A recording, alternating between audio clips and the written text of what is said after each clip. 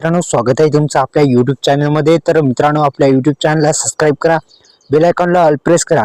तर शेतकरी बांधवांसाठी आनंदाची बातमी आहे। शेतकऱ्यांना मिळणार 5 गिफ्ट, हजारो रुपयांचे गिफ्ट। सविस्तर माहिती जाणून घेऊ, कारण की महाराष्ट्रामध्ये आता जे राजकारण आहे ते कोणाचं येणार सर्वांनाच माहीत आहे की महायुतीचा जोरदार असा विजय झालेला आहे। महायुतीने जे जाहीरनाम्यात सांगितले होतं की शेतकऱ्यांसाठी आम्ही या योजना आणि असं करू, असं जाहीरनाम्यात सांगितले होतं।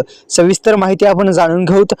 तर राज्यातील विधानसभेचं बिगुल आता संपत आलेलं आहे आणि येत्या 20 नोव्हेंबरला मतदान झालेलं आहे आणि 23 नोव्हेंबरला जो काय निकाल होता तो जाहीर करण्यात आलेला आहे।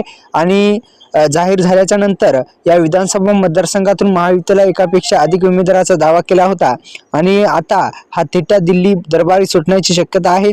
आणि या पार्श्वभूमीवर केंद्रीय मंत्री अमित शाह यांनी जी बैठक बोलली होती ती मुख्यमंत्री एकनाथ शिंदे, उपमुख्यमंत्री अजित पवार तसेच उपमुख्यमंत्री देवेंद्र फडणवीस यांच्या समोरील जी बैठक झाली आणि बैठकीतूनच एक वचननामा, जाहीरनामा त्यांनी सादर केला होता।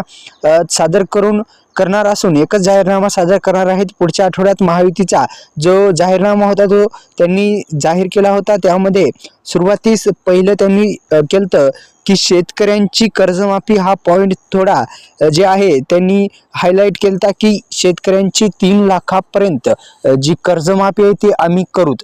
तर मित्रांनो, शेतकऱ्यांसाठी आनंदाची बातमी म्हणजे आता महायुतीचं सरकार आलेलं आहे आणि नक्कीच शेतकऱ्यांना कर्जमाफी जी आहे ती व्हायलाच पाहिजे, कारण की अनेक दिवसापासून शेतकरी बांधव म्हणत आहेत की आमची जी कर्जमाफी आहे ती कर्जमाफी व्हायला पाहिजे 3 लाखापर्यंत। नक्कीच शेतकऱ्यांची कर्जमाफी व्हायला पाहिजे।